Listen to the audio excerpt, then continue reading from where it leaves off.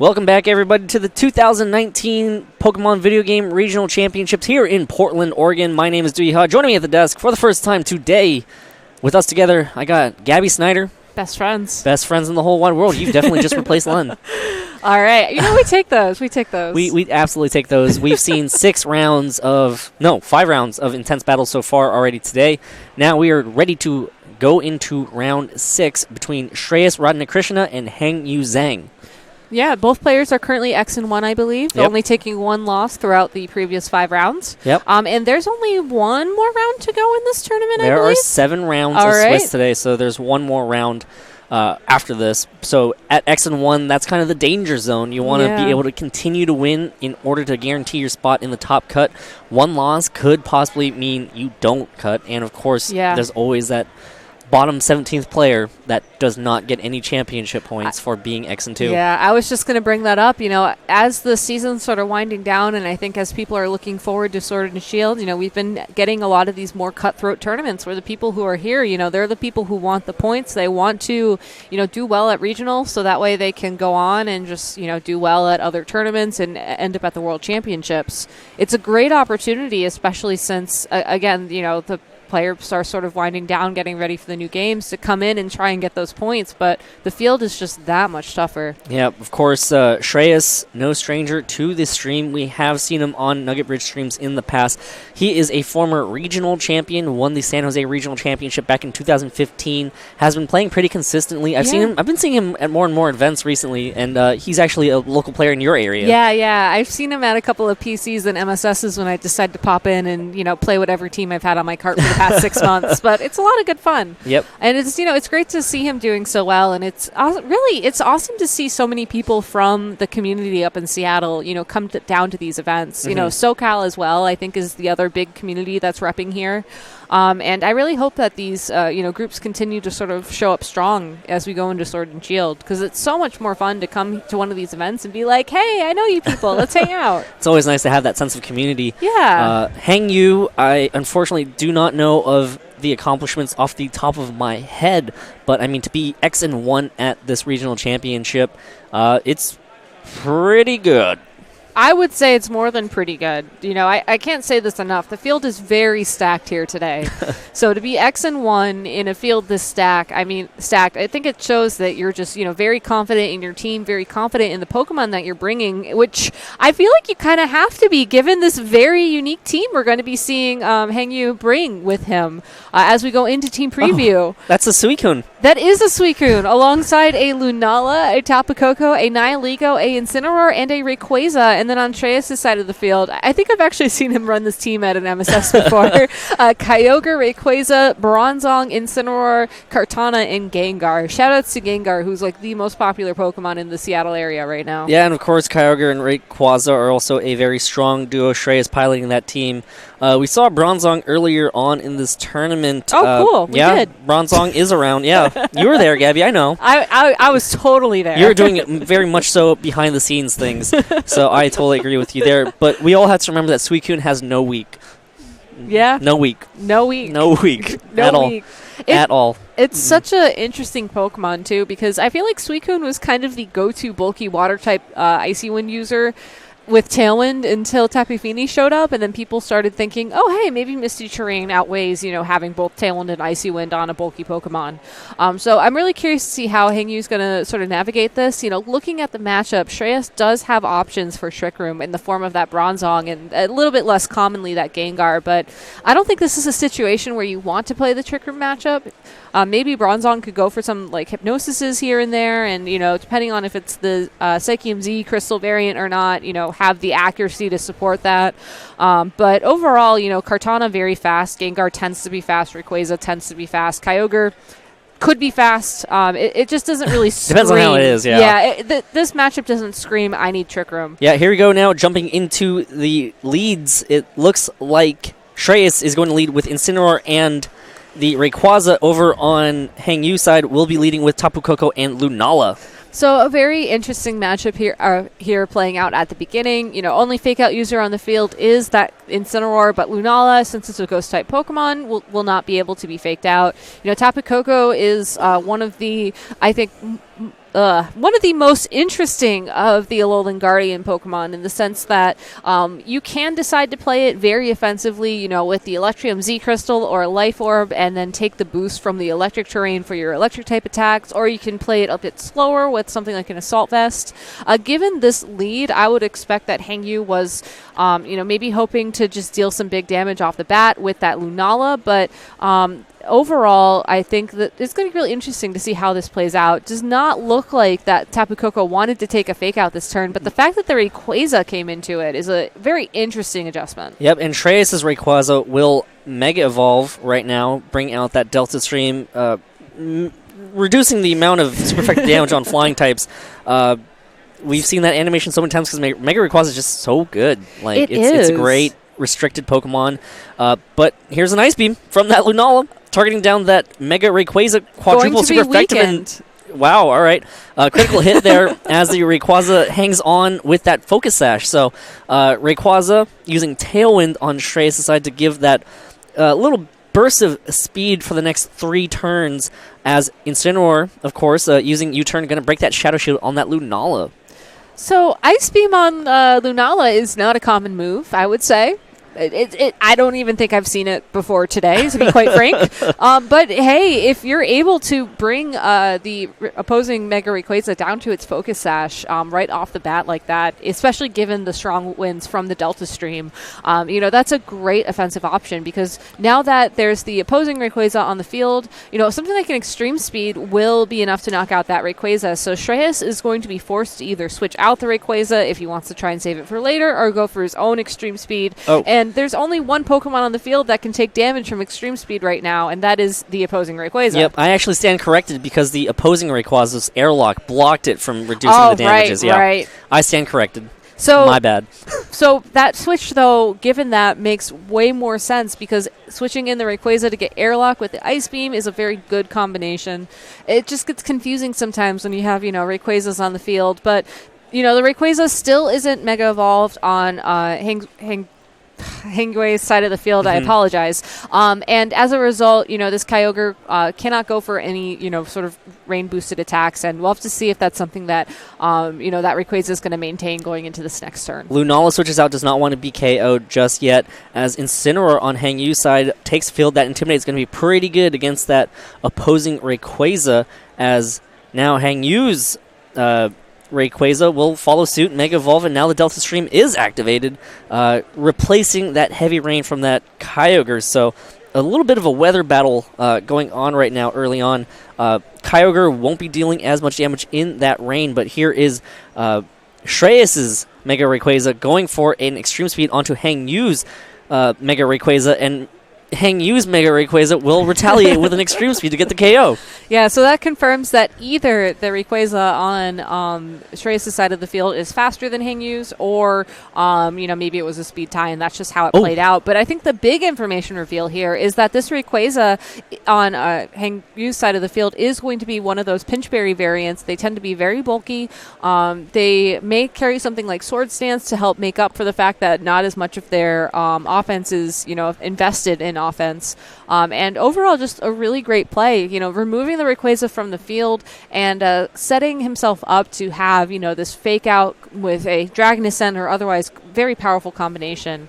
There is Tailwind up on Shreyas' side of the field, and that's certainly something that Hengyue has to keep in mind. However, given that there's this fake out pressure really from both these trainers, I have a feeling we're going to see more of a passive turn here as they try to figure out their strategy moving forwards. This Incineroar on Shreyas' side of the field is going to be very important, knowing that the Lunala is in the back of Hengyue's party. There is still the Tapu Koko there, which can definitely threaten that Kyogre.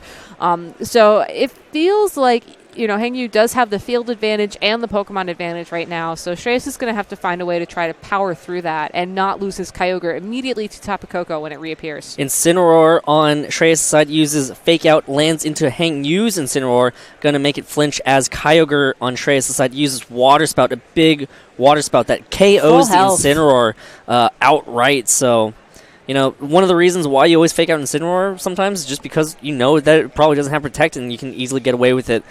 Being careful, about the Protects on the other side of the field. So Yeah, and it's always kind of cool to see that play out in such a way. This does give Hengyue the opportunity to get that Tapu Koko out onto the field, but, going back to way earlier on in this game, we saw that Tapu Koko immediately switch out. So you have to wonder, maybe it doesn't have Protect. Is that an option? If it does have Protect, it has to reveal it now because there's only one turn left of this Tailwind on Shreyas' side of the field, and Kyogre should be able to knock out that Tapu Koko if it's not, especially defensively trained enough to take something like a full health Water Spout, which, I don't think a lot of Tapu Koko are. Yeah, unless you're carrying the bulkier Assault Vest variant, but there is Protect from that Tapu Koko. Blocking that Water Spout, it will connect with the Lunala that just switched in. Does good damage, bringing Lunala under 50%, and there's a Throat Chop on that Lunala. Gets the KO, super effective damage. So big Throat Chop onto that Lunala to get the KO as the Tailwind peters out. It's going to be Hengyue's last 2 Pokemon. Yeah, that Tapu Koko and the Rayquaza, I believe, is going to be making its second appearance in the game, bringing back the Delta Stream. Really interesting to note that the Incineroar is carrying Throat Chop. I think that move's kind of fallen out of favor a little bit with Incineroar users, but when you're running a team, like this Kyogre relying on Tailwind, Water Spout, being able to stop your opponent from using moves like Snarl with Throat Chop, since it stops all sound-based moves, is really important. And it does do a nice hunk of damage to Pokemon like Lunala, who are just, very frail, usually. Yep, going into this tournament, we saw a lot of malicious Moonsault variants as Kyogre protects itself here on Shreyas' side of the field, and there is a Z move. It is going to be the Electrium Z, a Gigavolt Havoc from that Tapu Koko, landing into what is most likely target towards the Kyogre, because, just get all that damage out. Yeah, I was going to say, you want that knockout as soon as possible, since Kyogre really is the big threat on the field. It can use Ice Beam to deal big damage to that Rayquaza, but, Hengyue smartly targeting that Incineroar, getting a flat-out KO thanks to the help of that electric terrain. Could also be an indication that the Incineroar isn't holding something like the Assault Vest, so that's great information going into this game, as it does look like that Rayquaza had Swords Dance. Hengyue really using this turn to threaten that Kyogre, make it protect, and then allow his side of the field to be able to set up. Kartana's going to take the field, though, as Shreyas' last Pokemon. Kartana not going to be outspeeding either of these Pokemon, barring a Choice Scarf, though, so tough position. Very tough position. And, knowing that the Incineroar probably wasn't holding the Assault Vest, that could be an indication that this is something that the Kartana is holding, which is why something like a Nature's Madness here, I think, could be really helpful. But we'll have to see if this Kartana is able to hold on for more than one turn. And, honestly, we'll have to see, if this Kyogre can do enough damage to sort of keep Shreyas in this game 1. Yep, as Rayquaza now uses Dragon Ascent onto that Kyogre. Sword Stance boosted is enough to get the KO, and it's going to be 2-on-1 Mega Rayquaza and Tapu Koko remaining for Hengyue versus this Kartana that has already taken 50% of its hit points. So Hengyue in good position, pretty much has it sealed to take game 1. Yeah, I really like the Pokemon choices on Hengyue's side of the field. The Tapu Koko, who's very offensive but still has Nature's Madness, I think is an interesting pick. It's definitely working out wonders here. This Kartana's going to be brought down to 25% of its health. It will try to KO this Rayquaza with Smart Strike, but just misses it because it probably is that bulky variant. And this is why I think so many people have pivoted to running this Rayquaza set, where it's very defensively bulky, but it has Sword Stance to make up for that lack. Because if you run a Rayquaza with enough defense, it's out on the field against Pokemon that can't deal super effective damage to it, mainly named Xerneas. You can usually find enough space to get a Sword Stance in. Yeah, usually. And definitely the key turn in game 1 has to be when Hengyue threatened that Gigavolt Havoc, but instead targeted that Incineroar, got the big one-hit KO, and just gave Rayquaza a free turn to be able to set up that Swords Dance. So that is a big, big play from Hengyue in game 1. Yeah, just a very well-piloted team, very well-constructed team. I think that Shreyas does have options to sort of find ways around things. He has to be careful not to let that Gigavolt Havoc take that big KO, but, looking at the Pokemon he has, I feel like speed control is really the only way he can sort of maneuver around that. We saw that Hengyue was able to stall out the Tailwind in game 1.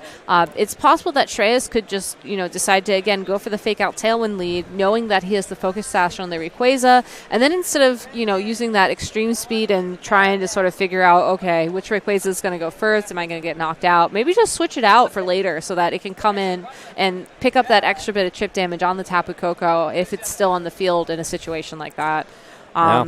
I don't think you want to necessarily bring Gengar to this matchup or Bronzong, so I agree with the 4 Pokemon that Shreyas brought. But overall, I think Hengyue just has a very unique team, and it's going to come down to a bit of a knowledge advantage as well in that regard. Because I think that Shreyas did learn a lot in Game 1, but he's going to have to use that knowledge to his advantage in order to hang in there in Game 2. Otherwise, Hengyue just has so many powerful Pokemon on his side of the field that can just deal big damage and wrap up the game. Yep, you have to respect that bulky Rayquaza over on Hengyue's side and not allow it to be able to set up free Swords Dances like Shreyas had happened in Game 1. Granted, it was a bit of a sticky situation for Shreyas, so going to have to play it a little bit better here to make sure that Rayquaza does not get off a cheeky Swords Dance. Yeah, and I mean, looking at that Rayquaza, that Ice Beam did about 60% with the Delta Stream active, so, I feel like Shreyas' only option to remove it from the field is try and get a little bit of chip damage down, and then remove the Delta Stream, and then go for the Ice Beam from that Kyogre. So he can do that by either, not Mega Evolving this Rayquaza early on. He can do that by trying to better position the weather in this game. But there's really a lot that he has to juggle here. And when his opponent has such an offensive lead, that's going to make it so much harder to do so. Rayquaza and Incineroar on Shreyas' side. Hengyue leading with Rayquaza and Lunala. A lot of very strong Pokemon currently out on the field. Very strong. Yep, the Incineroar's Intimidate is going to be pretty big against the Rayquaza over on Hengyue's side, but of course can just go ahead and flip the switch by using Swords Dance. Yeah, and that's going to be something interesting. I mean, you have to wonder, is +1, after the Intimidate, that's only going to be what you get with the Swords Dance. Would that be enough to get some of those big KOs we saw from this Rayquaza back in Game 1? One of Shreyas' options here to try and mitigate that Swords Dance further down the line could simply be switch out this Incineroar now. Maybe take the Fake Out turn, because there's really nothing punishing you for that right now. Do some nice damage onto that Lunala or the Rayquaza, take your pick, and then just keep that Intimidate around for a little bit longer, so that if that Rayquaza does get to +1, or heaven forbid +3, +5, you can sort of try and deal with it. Rayquaza on Shreyas' side Mega Evolves immediately as Incineroar uses Fake Out onto Hengyue's Rayquaza, and here's another Lunala Ice Beam landing into that Mega Rayquaza slot, bringing it down to its Focus Sash again. So Hengyue really being patient, not Mega Evolving immediately, just to be able to make sure that that Rayquaza is not going to get that additional bulk, as Shreyas content with just setting up another Tailwind.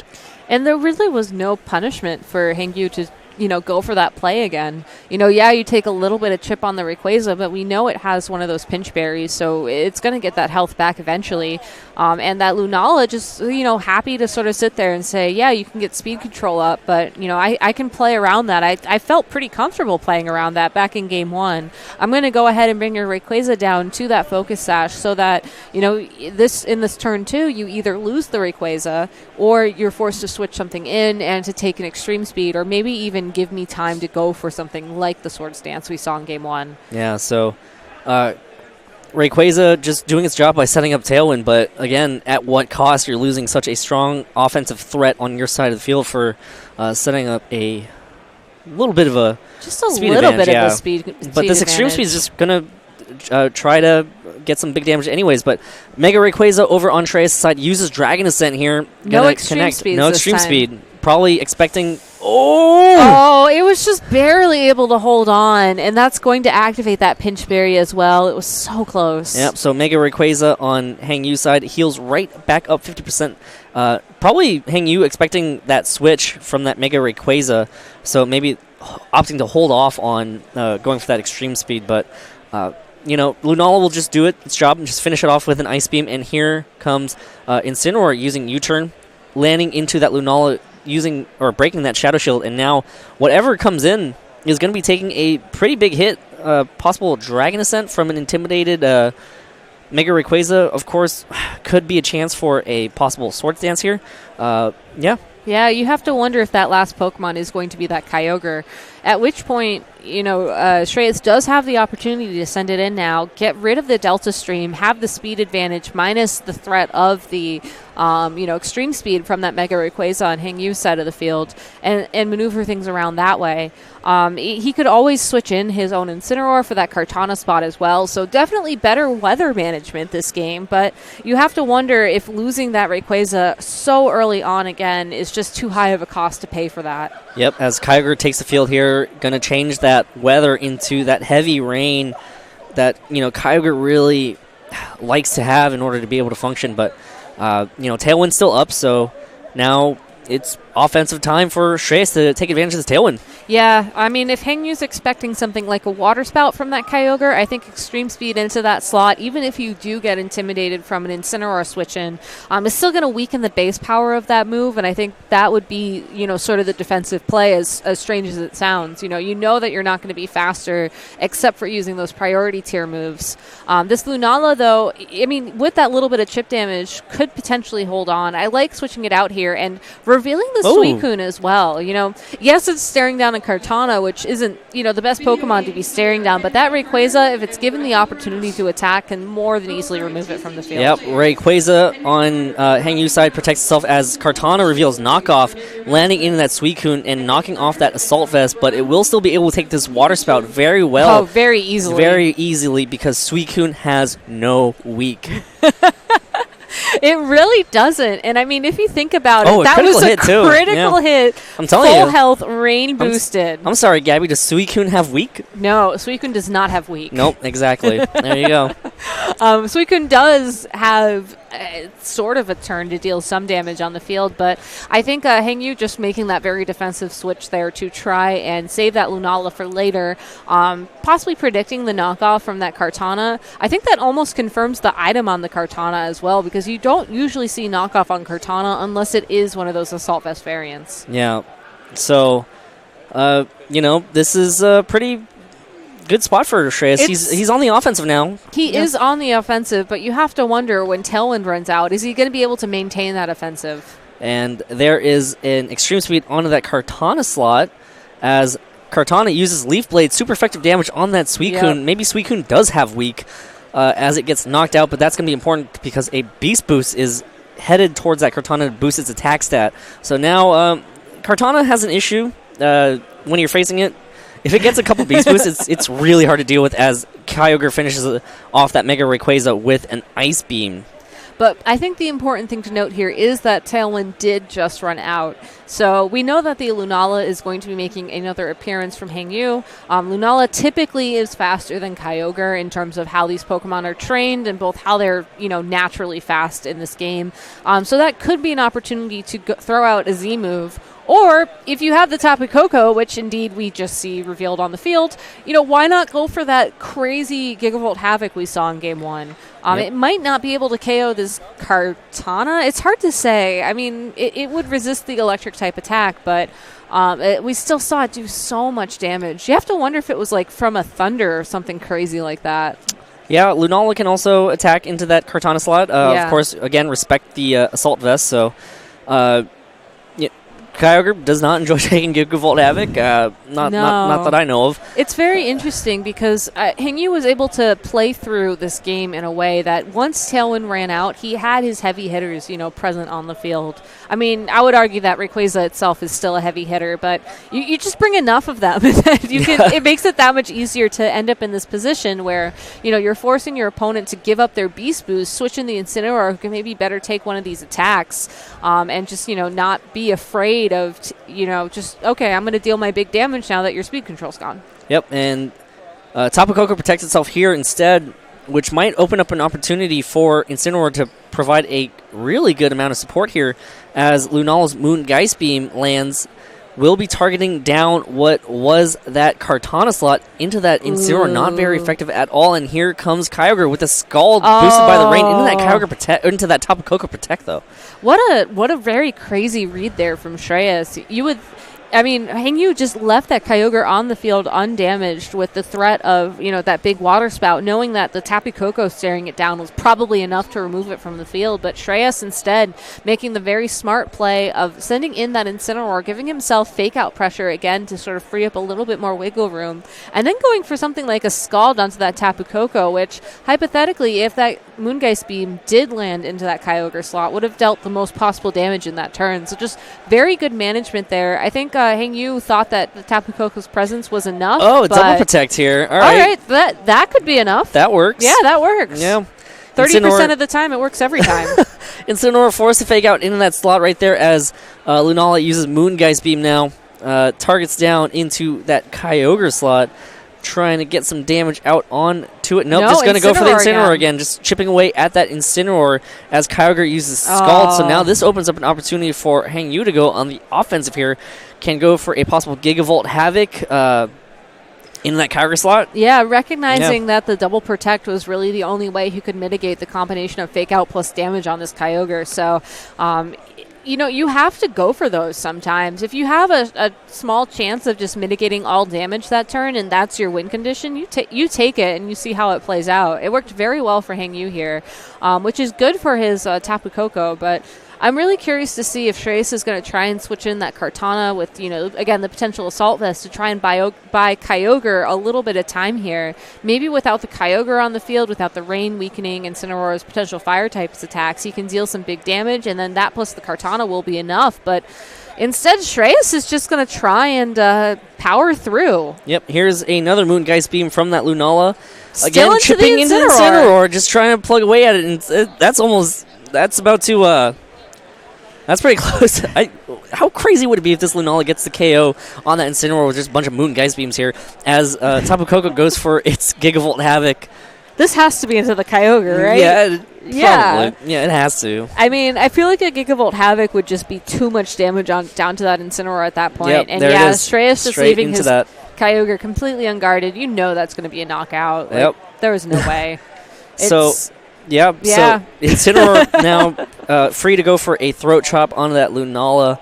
I believe it gets the KO from that range from earlier. Quadruple, super effective, So, but that does leave a 2-versus-1 situation. The Z move is gone. Kartana is at relatively full health. Incineroar has probably been weakened enough from those Moongeist Beams to be knocked out by something. Yep. But we only saw this Tapu Koko go for Nature's Madness other than the Z move in Game 1. If it is using something like Thunder to power its Z move, and that's the only electric type attack it has, that could work to Shreyas' advantage. A couple of smart strikes, and then this Kartana is, pretty golden to kind of get that KO and bring us into a Game 3. I don't think that Shreyas necessarily needed the Kyogre to win this game, but knowing that this Tapu Koko has Wild Charge, it's just a very interesting, Pokemon and way to run it, is certainly going to change things up a lot. Yep, and there's a Leaf Blade from that Kartana into that Tapu Koko slot. Yeah. Tapu Koko hangs on. Now it comes down to whether or not Tapu Koko has anything to be able to hit into this Kartana. I don't know Nature's Madness... Wild Charge, Hidden Power Fire? No. Yeah, you have to go for the Wild Charge here, but it just does not do enough just damage. Not enough at all, so it looks like Shreyas has what it takes to seal the deal here and force Game 3. Yeah, what an interesting Tapu Koko, though. It must be a physical variant, and then it has Nature's Madness to sort of make up for the fact that, it is carrying that Wild Charge. Yep. That would explain why the Gigavolt Havoc is so crazy. Yep, and sometimes, you just have nothing better to do. Yeah. Just Nature's Madness, take away 50% of something's health, so... I mean, if it connects, knowing that you're going to do 50% of health for damage is always a good thing. What I find super interesting about that Tapu Koko in particular, though, is that now we know that the Intimidate on Shreyas' side of the field from that Incineroar could be huge. Probably not enough to keep that Kyogre safe, mind you, because I don't think anything could save it at that point. But enough to maybe make a difference in terms of some of these other damage calcs, against the Incineroar itself. Maybe against that Rayquaza. I mean, we know it's Focus Sash, so it's probably, trained in speed and attack and not much else. But it's going to be a very interesting Game 3 because as I was talking about into Game 2, the adjustments that Shreyas really has available to him are essentially, I bring the same Pokemon, but I play them differently. Yes, I played out Game 2 very similar to Game 1, but I was able to keep the offensive a little bit on, switch around things a little bit differently and get Kartana on the field with the pressure out from the Beast Boost. And really just remove the Suicune before it was able to do what it does best. Yep. Have no weak Have no weak. But the thing is, that Suicune came in, didn't really do anything, so Hengyue really sacrificed one whole Pokemon in order to just have Suicune out on the field. If that Incineroar was there, that would have had a much better matchup against that Kartana. It really would have. And I feel like that's the adjustment that Hengyue has to go back to in Game 3. I don't think we saw his fourth Pokemon in Game 1, but you have to imagine that it was that Incineroar. Like, I think Suicune's very tempting to bring against teams that rely a lot on Kyogre and Incineroar and Rayquaza to deal damage because it has no weak. But when your opponent has the Kartana to bring the weak, then that's the problem, really. Yeah. Suicune, updated from Gold, Silver, Crystal, has 1 week, and right now it looks like it's Kartana. So it only took a few generations, but we got there. Yeah, they finally decided, we can't have Suicune have no week. we need to have something that will help deal with it. But Shreyas played exceptionally well. That Mega Rayquaza over on Hengyue side also wasn't able to hang around and go for Swords Dance, which +2 Swords Danced Rayquaza Dragon Ascent will KO Shreyas' Kyogre. Now, as we jump into the leads for Game 3 here, Rayquaza and Lunala for Hengyue side, and Incineroar and Rayquaza for Shreyas. Once more, same as before, though it looks like on Shreyas' side of the field, the Pokemon at least swapped places. So, that's a little bit of a change. Yeah, a little bit. You take as many changes as you want, Yeah.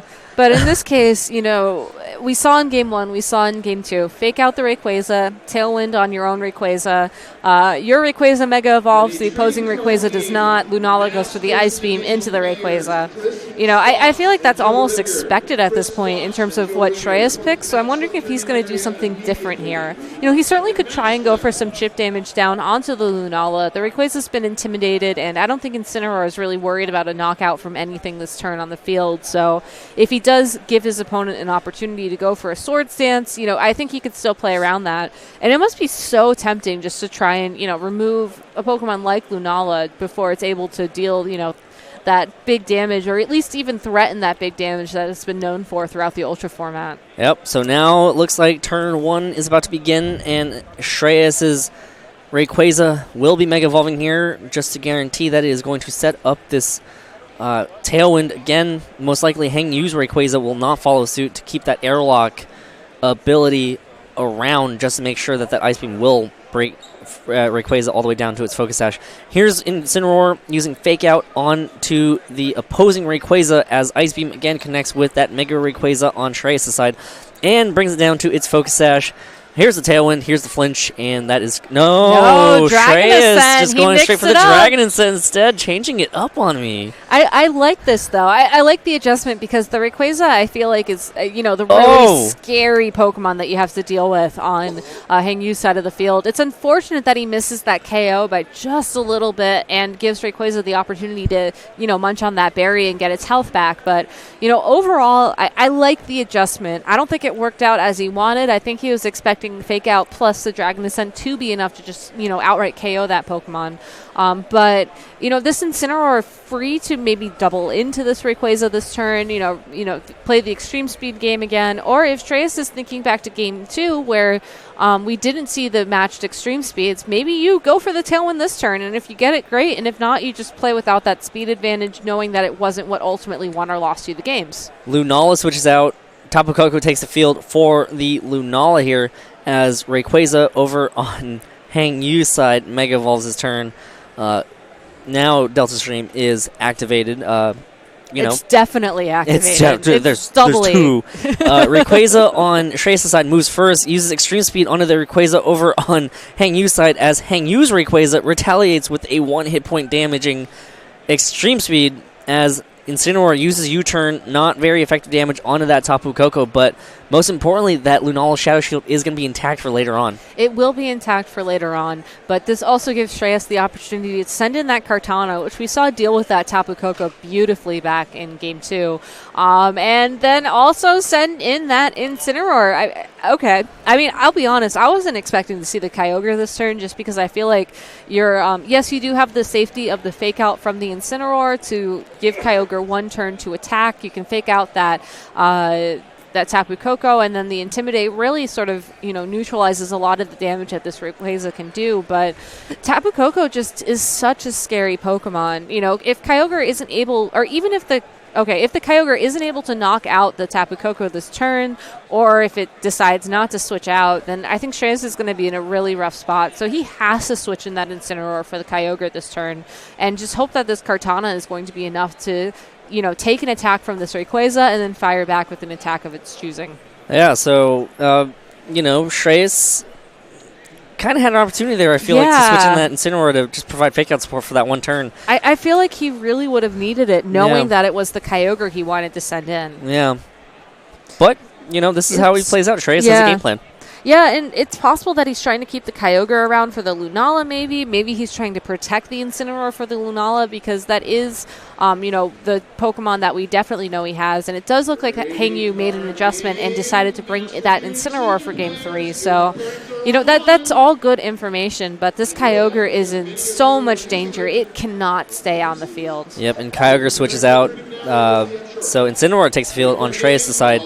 So, this Incineroar gets the last laugh because it's slower and is going to be having the last Intimidate onto the opposing Incineroar, as it looks like Tapu Koko revealing Substitute. So, Tapu Koko hides behind a Substitute as Kartana uses Knockoff onto that Incineroar. Not very direct damage, but it is carrying a berry, so Incineroar losing essentially 50% of its hit points. Yeah, but with the Kyogre on the opposing side of the field, assuming that's the KO that Shreyas is going to eventually navigate to, I don't think we would have seen the berry proc in that situation. I think the more interesting thing to me is this Tapu Koko is up behind a Substitute, so Shreyas will have to double into that Tapu Koko in order to deal damage to it and threaten a KO on it. And that's just not something we're going to see easily. Yeah, not at all. This Tapu Koko, it did so much damage with those Gigavolt Havocs, with those wild charges. Yes, this Kartana can easily shrug them off, but if Kartana does decide to do that, this Incineroar can KO it with anything fire-related. Yep, and literally anything. Here's a Gigavolt Havoc for you. It is, and I'm assuming this is targeting down that Incineroar, and if it's able to get a KO, then I think Hengyue's going to be able to, start cleaning up and push towards the later half of this game. Yep, and here's the Gigavolt Havoc from that Tapu Koko, connects onto that Kartana. Okay. Boosted by that Electric Train, not very effective, though. It's not going to be enough, and I wonder if he was maybe trying to predict a switch or something there. I feel like, personally, I would have been very tempted to target down that Incineroar, just knowing how little damage that does to the opposing Kartana, but in this case, I don't know, maybe it's possible that knowing that this Kartana is most likely Assault Vest, maybe there's some damage calc that Hengyue knows. We know the Ice Beam is on the Lunala, so that's a potential to try and knock out this Kartana. Rayquaza, very powerful Pokemon, could deal some big damage to it. So maybe that chip is all that Hengyue needs, but Incineroar still is at full health, and I feel like that's the Pokemon that you have to be afraid of right now. Yeah, and, Hengyue still has 4 Pokemon. Yeah. That is very true. That is a true statement. Yeah, and without speed control, the Kyogre on Shreyas' side of the field really is going to struggle to find an opening. Yep, as Hengyue switching that Mega Rayquaza right back in, again activating that Delta Stream. It is heavily damaged. This could open up an opportunity for Kartana to possibly get a Beast Boost here, as Kartana uses Wild Charge against the Tapu Koko uses Wild Charge against the Kartana, bringing it down to about 40%. But here is a Leaf Blade from that Kartana on that Tapu Koko. Tapu Koko hangs on as Incineroar uses U-Turn now, hits in that Rayquaza slot, but not enough. So now 2 heavily damaged Pokemon over on Hengyue's side. But the important thing is that Kartana hasn't gotten a Beast Boost yet. Not quite as threatening, but now Kyogre's taking the field, and this is an opportunity. It is an opportunity, but it's one that Shreyas has to be very careful about. This Tapu Koko still has the speed advantage. We know Kyogre could potentially protect here, but if Shreyas does go for the protect on the Kyogre, then this Rayquaza and this Tapu Koko could target down this Kartana and probably knock it out. You could switch in the Incineroar and get an Intimidate down on the Tapu Koko and the Rayquaza and have Fake Out for the next turn, but then you're going to take some chip damage on that Incineroar, who's really going to be key when it comes to the Pokemon that Hengyue has in the back of his party. That Lunala and the opposing Incineroar. I feel like Shreyas is trying to find an opportunity where this Kyogre and this Incineroar can exist on the field unthreatened and deal the pressure that they need to deal. But in order to get there, he has to switch around so much. It's just going to keep adding up. Yep, and Kyogre forces to switch immediately out. Incineroar takes the field. Here, providing that fake-out support, that Intimidate support on, the possible Wild Charge and the possible attack from that Rayquaza. So Smart Intimidate here from Shreyas to try to get that Kartana to survive a double up, if it is a double up, but instead a wild charge in that Incineroar slot as Tapu Koko actually knocks itself out with that recoil. I always forget that wild charge does recoil damage, honestly. That's because we never see it. I know. We never really see it, no. As Kartana gets the KO with the knockoff on that Beast, gets the knockoff on that Mega Rayquaza and gets a Beast Boost. Yeah, that was the turn that Shreyas was really hoping for there. You know, send the Incineroar in to tank the Wild Charge and have the Tapu Koko knock itself out, and then deal as much damage as you can with that Kartana, get the Beast Boost, and then go for a KO.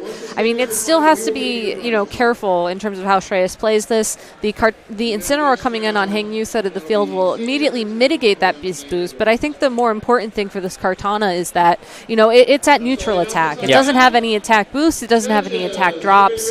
And if Shreyas can find a way to, again, pivot things around so that the Incineroar and the Kyogre are on the field at the right time going into the later parts of this game, I think that he'll be in a good spot. But he has to switch properly here. And that's very difficult to do, especially when Pokemon like Incineroar and Kartana probably don't have Protect in this situation. Watch out for the knockoff, too, as Lunala uses Moon Geist Beam. Needs to get the KO on this Kartana. The Assault Vest does some work, but not enough to allow that Kartana to survive. So, big knockout right there. That Kartana was really about to target down that Lunala with a knockoff. As now it comes down to the final 4 Pokemon total. So, the final 2 Pokemon on each side.